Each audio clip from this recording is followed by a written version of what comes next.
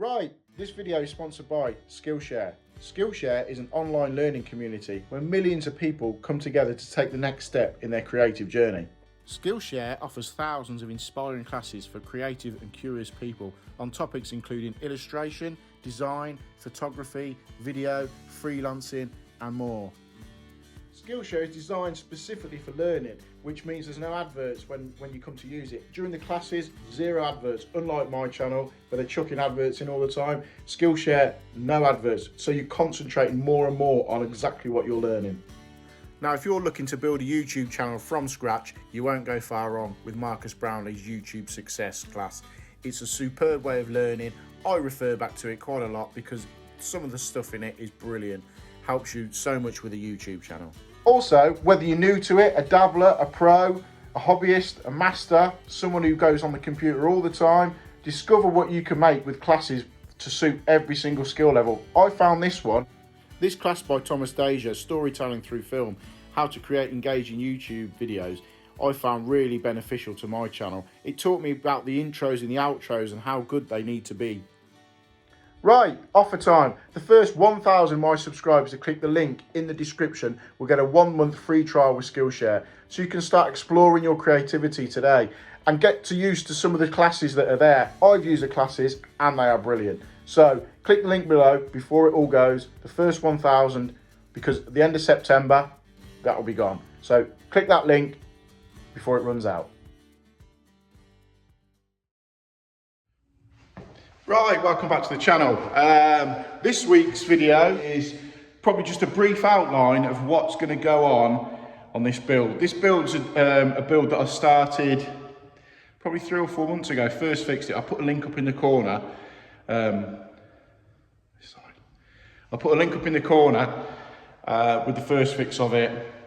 It's basically, some of you might remember it, some of the ones that have been on the channel from the off might remember it, but it's basically 2 barn conversions, or they were chicken sheds I think, and they've been converted into these massive, great big, nice contemporary barn conversions, and they're having a main shower and 2 en-suites. I'll take you down and show you exactly what you've got to do. We've basically got to get shower trays in, baths in, and the shower valves and stuff ready for the tiler to come in. But the builder's been waiting for me for a good while to get back onto this, so we'll be here now for a little bit. I'll take you down and show you. So it's all been sort of freshly plastered out. So what we've got, this is one of the bathrooms. It's all carcassed out, having vanity units down the back. Is the bath? I'll have to check the drawer. No, I think the vanity unit's going along here and the bath's going along there from memory. But I'll check. We've got the shower air. We've got the pipeworks behind the wall one side, and the other side is having the fixed head, the shower head. So that's that one. Then we've got a huge tray going in here. I think it's an 1800 by 800 tray. And then vanity units on there. So that's that. And then same again this side, a huge tray and vanity units in there. So again, pipeworks in the wall, we just got to expose it out. So that's roughly what the job is, and it's the same on the other one. And we've also got, so I think, a little cloakroom toilet. The cylinder, I'm not doing the cylinders. The cylinders, I think it's a renewables company coming on to do it because it's on a farm. They've got all air source and underground heating and all that sort of stuff. So I'll get a start on this and show you the process along the way of just getting the pipework out the walls, setting the showers in. So to start, I've cut this hole out on this side of the shower. This side of the shower. Because that's for the feed for the shower head, which is the opposite side. So that already loops over from when I first fixed it. And I've also got the hot and colds here. So what I do is I'll get this trimmed out, get the shower valve put into place, ready to be connected up, and then they may have to just reboard over it to site it. And then the same over this side for the shower, the riser, the head will probably come out around there. Right, I've exposed a bit more of the stud work here just to get the valve in. So we've got the hot cold there, that's over for the shower head. So basically the valve's going to sit here in this position here. So we've got a little bit of batten there just to put on this back wall, because let me show you. Is that probably best with the light? Can you see that? Let's move it down here. So the distance from this back bit here to where this plate's got to go is 950. So I think it's 850 to 950. So you've got a little bit of play on this plate. So we've basically, the back of it there is flush with the wall, screwed on, and we've got between 850 and 950 depth here. So as long as we're there, that plate can move slightly there to take up the difference in it. So we get that measured now, get this valve put into place, and make a list for, you know, literally today I've just come to get some idea of it. So we'll make a list of bits we need and we can pick them up tomorrow and go from there. So we'll get this valve into place shortly and see what's what. So there we go, the valve's in position. We'll pick up the bits for that tomorrow, as I said, and we'll get these connected onto it. And also we've got, so what we've got here is the pipe for the rainfall shower head that's going to go in.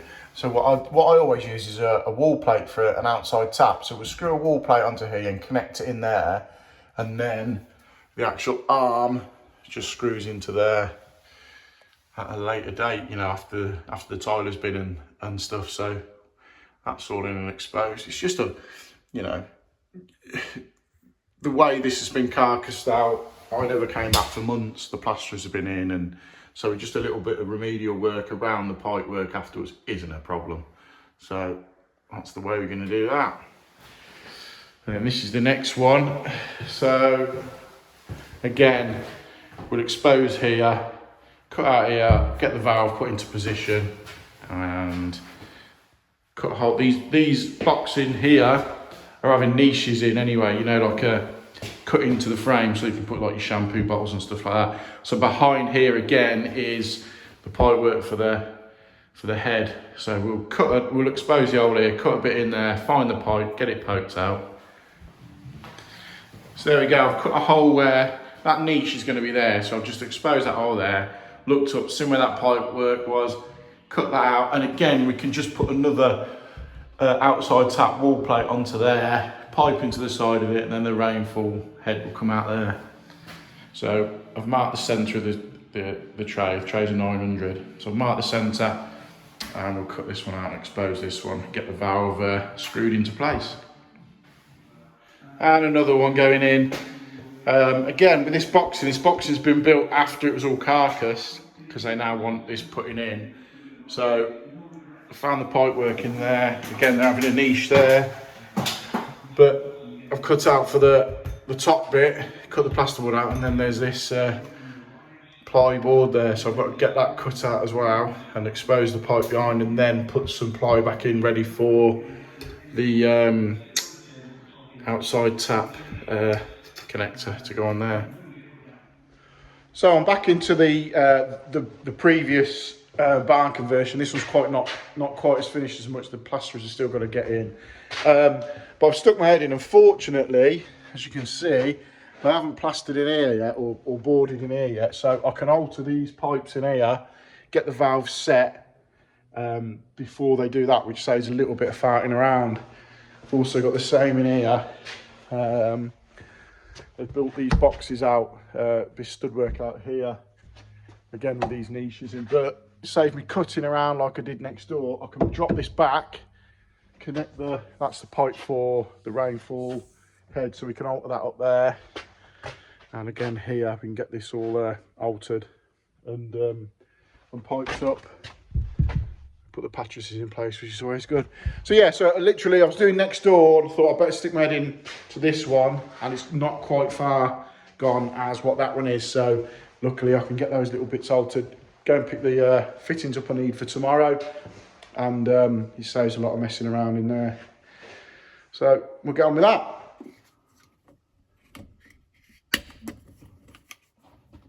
So what we're having here, these are the two ends of the pipe with the first fixed pipe work that I put in.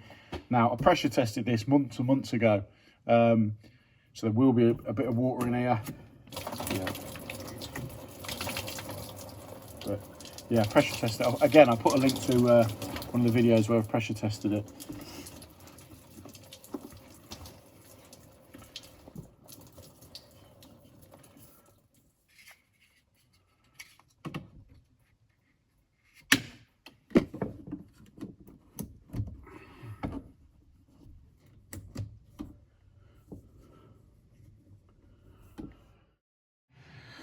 Right, so we've got the valve mounted in this one, and we'll put the male iron to coppers, we'll paste them up, tape them up, Loctite 55, pop them in here, basically tighten them into here, off here, up to pick up the hot, cold, and that's straight down into the head. So we get that connected, and then it'll be over to that side, put the wall plate on, I'll show you that, and that's basically how we're doing these ones. So I'll get this tightened in here, and that'll connect on then onto there, which is up for the head, which is gonna go that side. So paste it up, get it tightened in. Right, there you go. That's the shower valve in. As I said, got that connected up, all done, ready. So now ready to be boarded, board across here, and then when it's boarded and tight, the face plate will go on. And we've also got the riser, or the rainfall head. So let me spin it around. As I said, I use a wall plate elbow from an outside tap, because it just bolt it in secure, and then when you come to screw the actual head in, you know it's dead tight on that. So that's that sorted, valve sorted, and ready to be boarded and skimmed in here now. Right, so there you go. That's just a little video to show you how I go about shower valves. More of a case of when I've got here,